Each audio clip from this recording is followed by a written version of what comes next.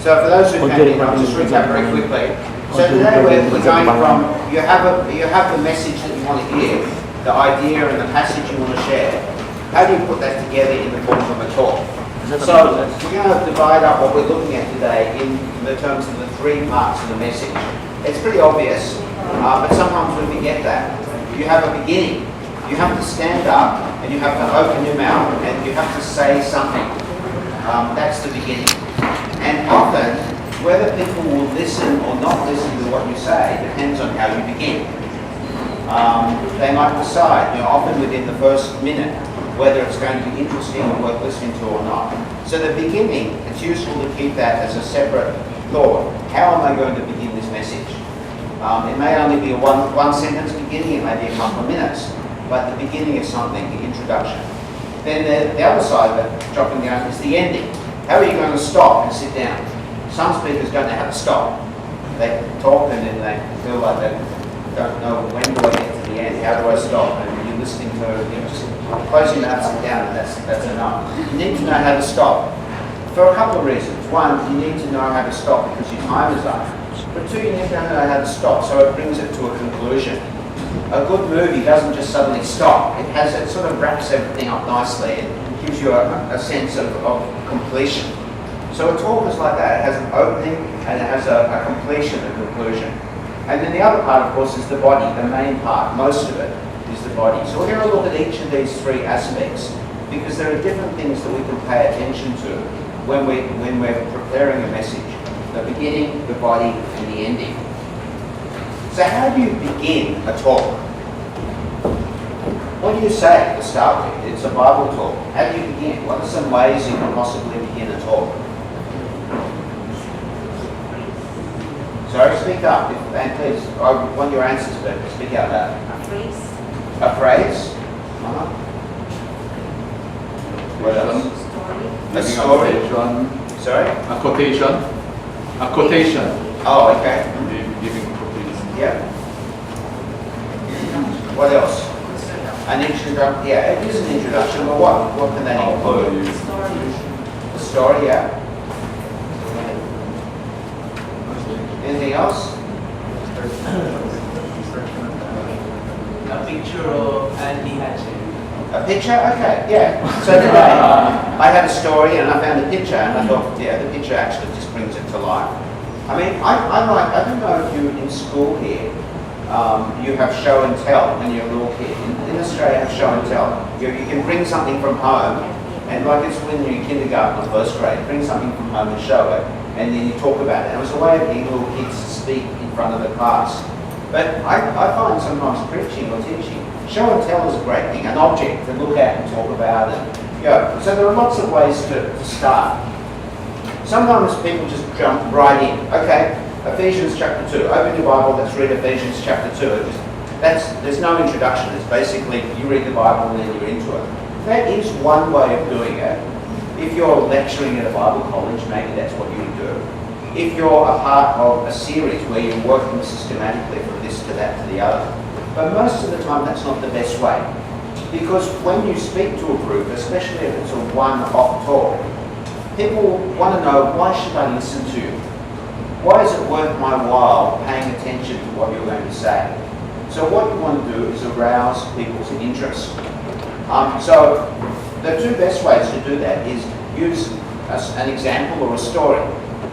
It could be a story from your own testimony. It could be a story that you've heard.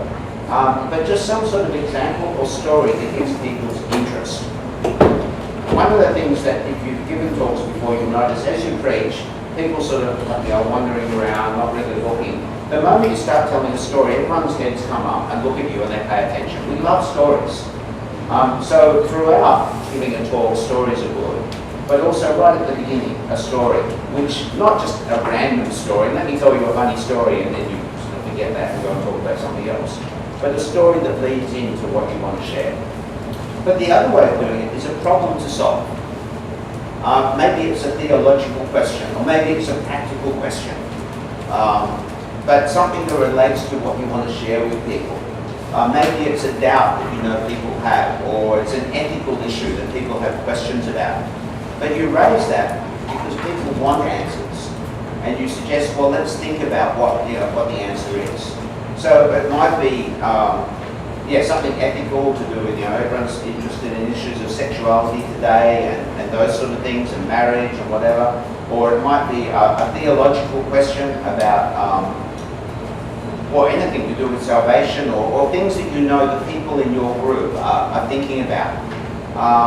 It could be just a practical issue about society. What are Christians, we've had elections, it might be what are Christians, to think about politics and involvement in politics. It's obviously got to connect with the passage you're looking at, but you start by relating it to their immediate situation. So to spend some time thinking about how to start the talk is very important. But the last thing I want to say, we're not going to say much about this because you're going to actually practice doing these things in a minute, is don't take too long. Don't get such a long story that you've taken up half your time telling the story and then haven't got onto the actual body of the talk. If you've only got a 5-minute talk, then it needs to be a very short illustration or story. If you've got a longer talk, you can spend more time, but a couple of minutes at most, just to get people interested and engaged, and then move into the main thrust of what you're going to talk about. So, first thing, make sure you have a beginning when you have a talk. Some way that will engage people. Then, jumping to the end, when we get to the other end, make sure you have an ending. It's not just, I've run out of time, I better sit down and be quiet. Sometimes I hear speakers, oh, my time's up, sorry, I better stop, and that's it. And sort of, oh, didn't really finish. Usually you will know how much time you have. Make sure when you prepare a talk, you prepare it to fit the length of time you have, no matter how long or short. In fact, it's better to prepare it slightly shorter so that you have less pressure and you can get to the end and wrap it up properly. So how do you finish? Firstly, stop when you've finished. When you've said what you want to say, stop. Just don't keep dragging it on. Make sure you've worked out how you're going to finish and just finish it. The second thing to end is you can summarize. You can just go over and say, well, this is what we've looked at, or you can just use a sentence or even 2 sentences just to summarize what the point of the message was, to remind people. Particularly if it was a longer talk and there's been a lot of content, you might want to just summarize it so people are reminded about what was the main point of the talk. If you want to maybe inspire people, again, you could finish with a story, an example, or maybe a promise of God, something that, again, grows out of the message, but leaves people encouraged and inspired to respond to God in some way. Or it could be a challenge, depends again on the content of the talk. Maybe if there's application where people need to respond, maybe they need to change their lives or whatever. Finish with a practical application, a practical challenge of what people are to do. So, for example, this morning, after we looked at the passage, I said, well, there's 2 things to do. There's 2 applications out of this. There's no divisions in the church, and there's all belonging. So it was actually not just a very short conclusion. I spent a bit of time on it, but I wanted to take all that biblical teaching and sum it up with something practical for people to go away from. And then the last thing is, often it's good to pray. And in your prayer, just to pray, like summarizing and applying what you've said. So you will not necessarily do all of these things. These are examples of ways to finish a talk. But once you've said the content of the talk, say it again in short form in a way that challenges or encourages or just gives people a clear idea of what you've said. So make sure when you prepare a talk, you prepare an introduction, a beginning, and a conclusion, and ending. As I said, in a moment you will be given a chance to work on that from a couple of passages. Then the body of the talk. We talked yesterday about preparing the structure. Let me see where I am. Preparing the structure and breaking it down into different points. And generally there are 3 things that you can do for every point that you have, every part of the talk that you're going to give. And you won't always use all of these, but what I often find it helpful when I've got a structure of a talk. For each point I think, have I done these 3 things? Do I need to do these 3 things? So the first of them is to explain. Your structure might just have a summary. So we'll do this together in a moment. But well, actually, let's do it now. Let's turn to Mark chapter 5. We're going back to the story of Jairus and the woman, and we'll just look at the first point in this, and we'll work on this together as a way of giving you an example.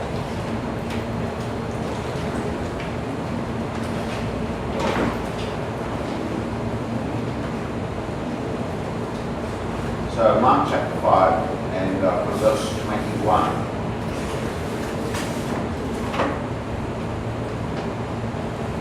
So it's always good to ask these three things: explain, illustrate, apply. And I will explain them now. And we're using this passage as an illustration at this point. So, Mark chapter 5:21. When Jesus had again crossed over by boat to the other side of the lake, a large crowd gathered around him while he was by the lake. Then one of the synagogue rulers named Jairus came there. Seeing Jesus, he fell at his feet and pleaded earnestly with him. My little daughter is dying. Please come and put your hands on her so that she will be healed and live. And Jesus went with him. Okay, when we were looking at the structure yesterday, a number of people said, yeah, this would be first point and maybe 3 points. You have Jairus, you have the woman, and then you go back to Jairus. So if this is your first point, your title might be, someone said yesterday, Jairus' fear. Or there are a number of ways you could summarize this. You have Jairus' need, Jairus' request, or whatever. But if you're giving a talk about this, the first thing you want to make sure is that you've actually explained this particular point. So let's just brainstorm together now. If you're able to give a talk on this passage, and this was your first point, these verses, what would you need to explain to people so they understand it? What are some of the things you might need to say from these verses?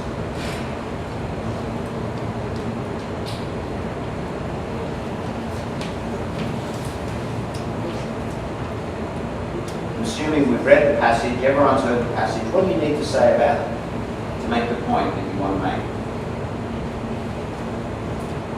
Maybe the significance of Jairus being a ruler. Okay, yeah, good. The significance of Jairus being a ruler, because it mentions that he's a synagogue ruler.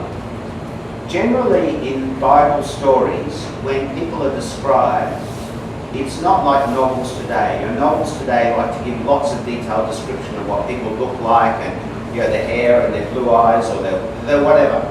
In the Bible, usually descriptions of people, their roles or other aspects of them, is part of the point that's being made.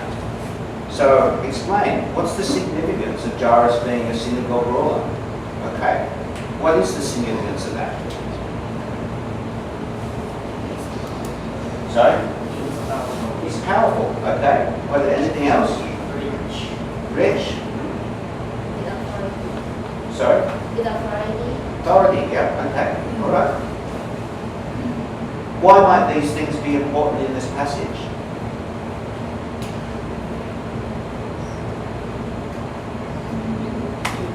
What's he doing here?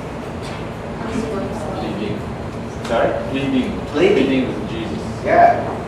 So, Jairus, who's a powerful man with influence, is in a position of weakness and desperate need. So, if you just read through that, you may miss it. So your role, if you're teaching it to others, is to draw that to their attention. To explain, what does this section mean, or what's important in this section? It's not going through and explaining every word or every detail, but what's your main point? If your main point is Jairus is someone in need, saying, he's really desperate for a man in his position with his authority to come and bow before Jesus and plead. He's a man who's desperate for help. Okay, so that if it was a short talk, that may be all you would say. What else, though? Is there anything else from that passage that if you're explaining that point that you might want to say?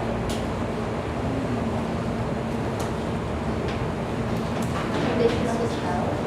Sorry? The condition of the child. The condition of the child? Yeah. So you might want to draw attention to the fact that she's not just sick. How does he describe her? She's dying. She's dying, yeah. I mean, it seems like a hopeless situation. If you say my child is sick, that's one thing. If you say my child is dying, it's almost like you've given up hope.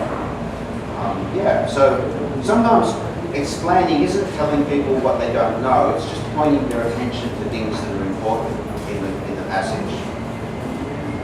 Okay, anything else about Jairus, about this passage that you might want to say in terms of an explanation?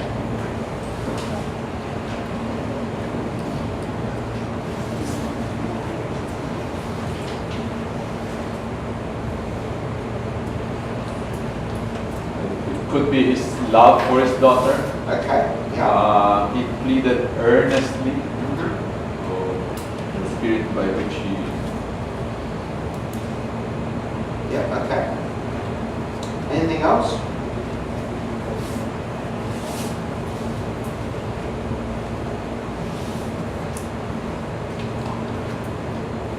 Yesterday we talked about the theme of the whole passage. There were two aspects. Do you remember what they were? Faith of Jairus. Yeah, so faith. Yeah, it was the authority or power of Jesus and the faith of the people. So, do we see his faith in this passage? How was that seen? He came to eat. He fell at Jesus' feet. Yeah, he came to Jesus, but he did more than that. What does he actually say? Placed his hands on her. Yeah, put your hands on her so that she will be healed and live. He sounds very confident. So here is a man who is desperate, who humbles himself, but at the same time he's a man with confidence that Jesus can actually save his daughter before she dies. What he doesn't realise is Jesus saves her after she dies, but here at least he has faith that Jesus can heal a very, very sick little girl. So explanation is simply helping people to understand whatever that particular part of the Bible is, just drawing their attention to the main points. Maybe saying things that are not clear. People maybe don't know what a synagogue ruler is. Maybe it's things that are there in the passage, but your job as the person teaching others is to help them to focus on what's important. Sometimes we miss important things, sometimes we get distracted by little things that are not very important. So the job of the teacher is to draw attention to the main things that help to contribute to the point. So explain. When you have a talk, make sure every section you have enough explanation that people will understand the point, and not other stuff that will sort of distract them away from it. So I'm not sure if there's things here. I mean, you could talk about, well, Jesus crossed over by boat to the other side of the lake. You know, I can talk about, well, Jesus was over here in Galilee. He went to Capernaum, and the lake was 30 kilometres away. I don't know what it is. I'm making it up. You know, so it would have taken them about 3 hours to get across. I mean, that doesn't matter. That's probably all true. You know, if you were really nerdy and you wanted to find out more, you could find all those facts. But mostly, in giving a talk, you don't need to sort of, you know, go overboard in all those details that are secondary to the story. So explain the things that will help the talk, you know, be conveyed clearly.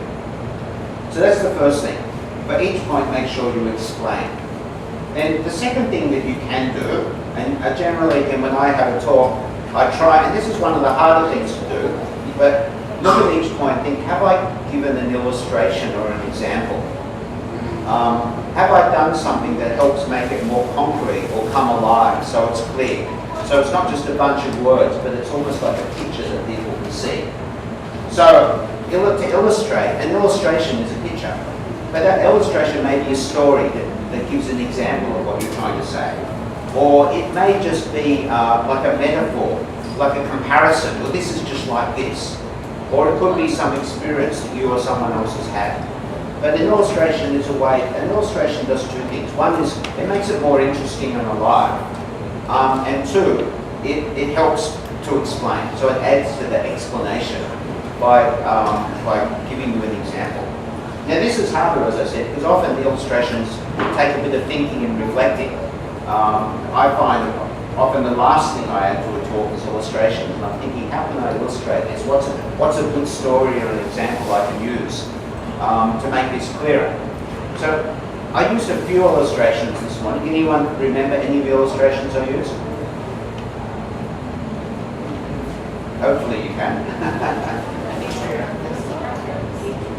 Sorry? What was that? Picture of the Sikh. The Sikh temple. Oh, the Sikh temple. Okay, yeah, the Sikh temple, the destruction of the temple. Okay. Anything else? Holy scissors. Holy scissors. Okay, yeah, I didn't show you anything. I just talked about holy scissors. Okay, that's an illustration from our family. I mean, it's not a deeply significant thing, but hopefully it's concrete and it makes it easy to understand the concept of holiness. So to try and illustrate, not necessarily every point, but it's good to look at it and think, well, is there an illustration or something that brings this to life? Now, for this passage, I don't know if anyone can quickly think of an illustration. As I said, it sometimes takes time to think of, but this Jairus coming to Jesus, can you think of an illustration or an example or something that helps to clarify this?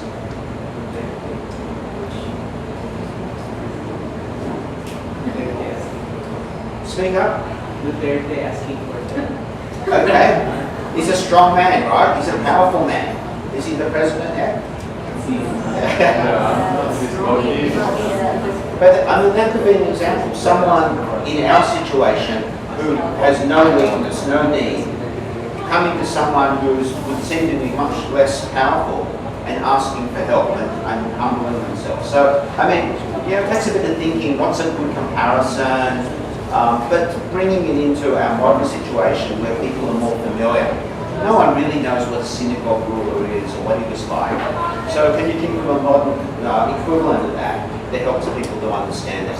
Or maybe it's more, as I said, in the form of the story. So yeah, the second thing you can do is illustrate.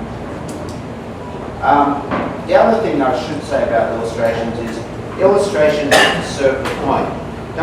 Sometimes you have a great illustration and you make your whole talk revolve around the great illustrations. Illustrations are servants, not masters of the talk. So make sure your illustration isn't the only thing people remember. The illustration is meant to point to something else. Then the third thing that you want to do is each point think about how will I apply this?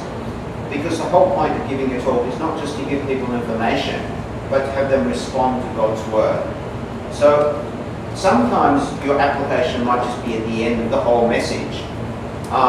But you want to think for each part of it at least, what's the practical application that comes out of this part of the scripture? Again, there won't always be an application. If the point is just part of the story, maybe there's no immediate application, but it's at least worth reflecting on it. How do I apply this particular point? So for this section, is there any application that arises out of this? How do we respond to these verses here? It's not the whole story, but it's part of the story. Is there any application?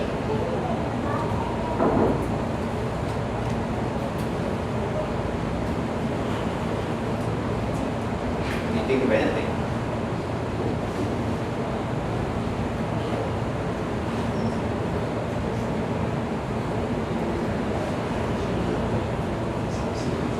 Does Jairus do anything or not do anything that we should do or not do? We can always approach Jesus. Yeah, okay. You want to sort of fill that out, say a bit more about that, the application?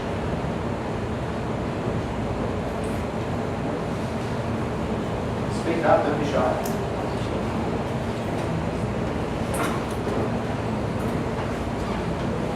How does he approach Jesus? We've already talked about this. Humbly, confidently, with faith, yeah. So I mean, straight away there, it's not the whole story, it's just part of it. But as you talk about that, you can say, you look at Jairus, do we, when in our time of need, when we're desperate, do we come to Jesus like that? Do we have confidence that Jesus can actually meet our need? In other words, do we go in prayer and put our needs before Jesus, trusting that he is able to help us? I mean, there's a very simple application straight away out of this passage. And I think it's a legitimate application. It's not the whole thing, but it's a part of it. So these are three main things that we can do, not just with the talk as a whole, but at each point through the talk, thinking about in the body. Have I explained that clearly? Have I given some examples and illustration? Have I applied it or thought about how people can respond to this? Because we're all about not just hearing God's word, but responding to God's word.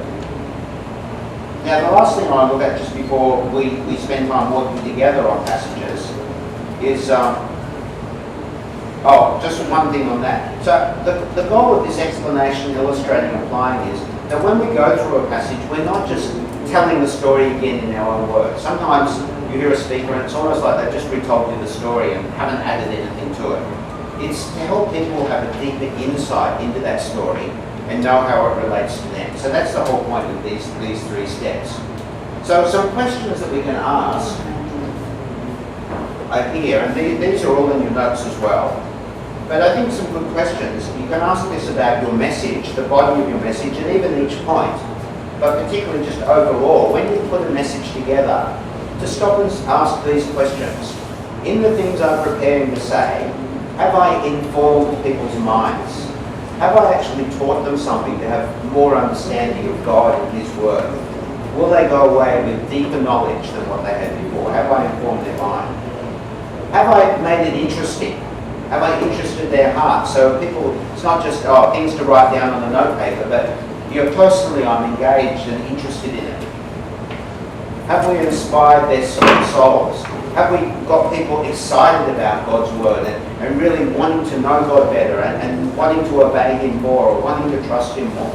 Have I said something that will inspire people? And then the last one, have I invited action? Have I said anything that will show people how to respond practically? So this is similar in a way to explain, illustrate, and apply, but this is another way to look at it, to evaluate. When you've prepared a talk, think, have I done those things? And if maybe you left something out, to think, well, do I need to have an extra story? Do I need some more application? Do I need to explain things a bit more in order to inform, interest, inspire, and invite? So this is just a little checklist that you can go through when you prepare something. Because we want to address people, every aspect of people, and have them grow in understanding, in commitment, in action, in love for God. So as I said, I'm not going to spend a lot of time talking today. What we're going to do now is spend some time in small groups. So like we did yesterday, it doesn't have to be the same group, but I think about 4 people together would be a good number. Doing these things on a couple of passages. And we're going to start with the passage from Ephesians that I gave you yesterday. Ephesians chapter 4. So turn over with me to Ephesians chapter 4.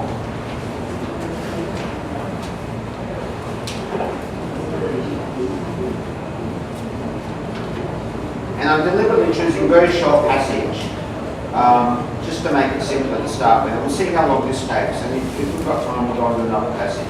But just Ephesians 4 verse 29. Do not let any unwholesome talk come out of your mouths, but only what is helpful for building others up according to their needs, that it may benefit those who listen.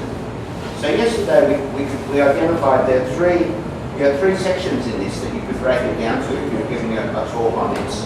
The first one is what? Don't let any unwholesome talk come out of your mouth. The second one is do. Only what is helpful for building others up. And then the last bit was, what's the purpose? What's the goal? To benefit others. So what I want you to do, start with the first point and see how you're going with time. But for the first point, do not let any unwholesome talk come out of your mouths. How would you explain, illustrate, and apply this? How would you explain that? It's very simple, so there's not a lot of explanation. But what explanation do you have to give if you're doing it at all? Can you think of any illustrations in your group? And how might you apply it? I mean, application should be fairly easy for this passage because it's very much a practical passage. But I want you to do that firstly with the first point and then with the second point. Okay? I'll give you about 10 to 15 minutes. We'll see how we're going. And then we'll come back and talk about it a bit. And then we'll move on to the other aspects of it, which is how to introduce the message, how to conclude the message.